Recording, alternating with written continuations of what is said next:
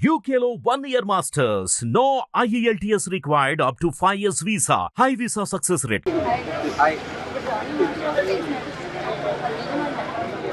అది నిజమా అబద్ధం అన్నది ఆయన కెమెరా ముందుకు వచ్చి మాట్లాడితే తెలిసింది ఫస్ట్ ఆఫ్ ఆల్. సో ఇప్పుడు దాకా అయితే ఆయన రాలేదు కాబట్టి ఇది అందరూ కూడా నిజమనే నమ్ముతారు.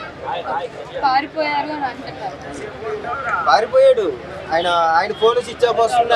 ఆయన చుట్టుపక్కల ఆయనతో పాటు ఎవరైతే 10 మంది ఉన్నారో కొరియోగ్రాఫర్ వాళ్ళందరూ కూడా ఫోన్లు స్విచ్ ఆఫ్ వస్తున్నాయి. వాళ్ళందరూ కూడా పరారులో ఉన్నారు.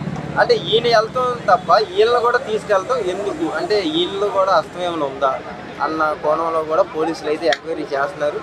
మొన్నటి నుంచి ఎంక్వైరీ చేస్తున్నాం అంటున్నారు కానీ ఈ రోజు దాకా ఒకటి కూడా బయట పెట్టలేదు. ఇంకా మరి ఏం జరుగుతుందో ఏంటో అర్థం కావట్లేదు. ఇది చివరికి మళ్ళీ ఏం జరుగుతుందో ఏంటో చూడాలి. ఇంకొకటి ఇది కానీ నిజమైతే కనుక మన ఇండస్ట్రీలో జానీ మాస్టర్ గారిని కోల్పోయింది. ఓకే, ఇది 4 years నుంచి ఇదే కేసు నడుస్తుంది అని అంటున్నారు. దీన్ని మళ్ళీ ఎక్కువ రేస్ చేసి కావాలని చేస్తున్నారు. రేస్ కాదు, యాక్చువల్గా 2007లో ఆల్రెడీ జానీ మాస్టర్ గారు జైలుకి వెళ్ళి వచ్చారు. 6 నెలలు ఉన్నారు, బెయిల్ మీద బయటకు వచ్చారు.